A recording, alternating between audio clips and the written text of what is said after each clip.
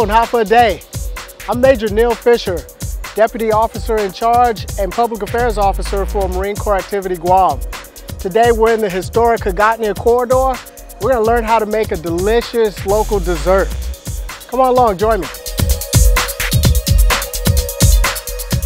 So today we're in the kitchen of Miss Tina Perez, who's going to show us how to make a local favorite Chamorro bread pudding. Tina, thank you so much for inviting us into your kitchen today and showing us how to make this delicious local dish. You're welcome. It's my pleasure to invite you here and to show you how exactly we make Chamorro bread pudding. Okay, well then Tina, if it's okay with you, I'm really excited to get into the ingredients of this dish. And first we have this big piece of bread here. We actually use for bread pudding day-old bread. Okay. Because it helps retain or hold the custard better, okay. So making it a really moist bread pudding. So day-old bread, very important that it's day-old bread. And then of course we have cinnamon sugar. Cinnamon sugar. It's just white sugar with a hint of cinnamon, melted butter, vanilla, the vanilla extract, evaporated milk, and full cream milk. Okay. To fit in the pan that we're going to use, okay. We'll use 6 eggs. It looks like this will be a pretty easy dish to make, we hope. With that, one other question I have. Here in Guam, we don't always cook for the family of 4. We may cook for Fiesta and a whole lot of other folks that's dropping by.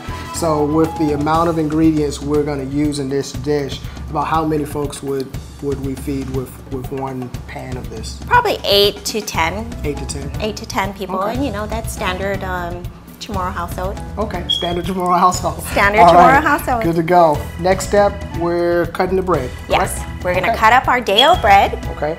And we're gonna put them in nice, you know, cube sizes. Cube sizes, yeah. Okay. How'd you come by learning how to make this Chamorro bread pudding? Baking has been a tradition in our family. Okay. And it started with my grandfather, 1923. That was before the war. Wow. Actually, he is a carpenter at trade, but he learned from his brother-in-law, Juan Garcia, my grandfather's Jose Estacio, his brother-in-law, who was in the Navy. He was a Navy cook. And so he taught him how to bake. And from a carpenter to a baker, you know, they made it a business. And so over the years, this is what our family's been doing. So handed down from generation to generation. That's right, generation. That's awesome. We're working on our 5th generation. So now we are going to mix the wet ingredients together. We are going to crack the 6 eggs into there. This is where the comedy begins. Okay, we're gonna have less our bread pudding. Good job, Major. So we have 6 eggs successfully in the bowl. Next step is... Then we're gonna take the cinnamon sugar. Okay, cinnamon sugar. With your whisk and just blend it in there. As I'm dropping in the cinnamon and sugar, I get a nice little whiff of it and it smells so good. They can only smell it if they cook it at home. Right. And I keep inviting folks to write their congressman, or in this case, their congresswoman, and ask, it's 2014, how come I don't have smell-o-vision on my television yet? Vanilla extract. Keep whisking while I'm pouring. The evaporated milk, we're going to add to butter. Melted butter? Yes. Okay. So we're going to add our full cream milk. You have a pretty popular dish here. What are some things that you do in making this that makes it a little bit different from maybe the standard Chamorro bread pudding recipe? First of all, it's we bake our own bread. Okay. Okay, it's our Cinda bread. Cinda bread? Cinda. It's our family name. Okay. We can also infuse the bread pudding to flavor it up. Like today, we're going to use the local banana. Before we add the bananas in, we're going to take this and you're going to pour it in here. Okay. Note, not a drop of wet. Oh, I take that back. This looks great so far and it smells delicious, but I gotta tell you, even though you folks didn't see me do it, I washed my hands. Miss Tina washed her hands as well. Okay, we can peel the bananas.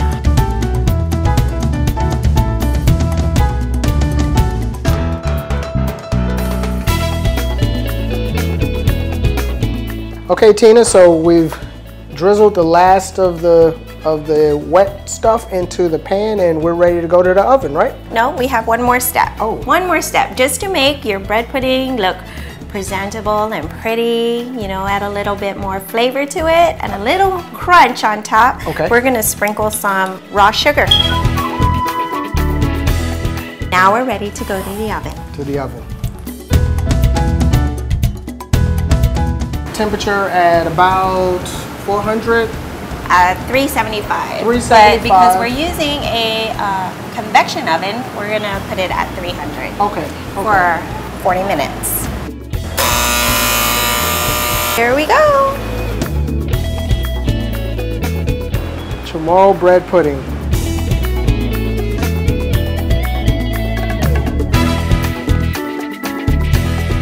We're joined here by Miss Tina's daughter, Amber, Chef Amber, as we've been calling her throughout. Thank you for joining us, and thanks for your assistance in helping prepare this dish as well. Anytime, it was fun. All right. Miss Tina, this is a truly delicious dish. I can taste the banana. You are 100% correct in the brown sugar caramelizing on the top, and it just makes it a little crunchy. Smells great. It's just a really good dish, and I see why it's a local favorite. Thank you very much for allowing us to come into your kitchen and learn how to make this delicious local favorite. Thank you. You're welcome. I hope that all your viewers would, you know, attempt to make this wonderful dish, you know, keeping it local. So thanks again for joining us for this episode of Island Palate. And join us next time as I travel Guam, meeting new people in new places and learning how to make these great new dishes. Adios.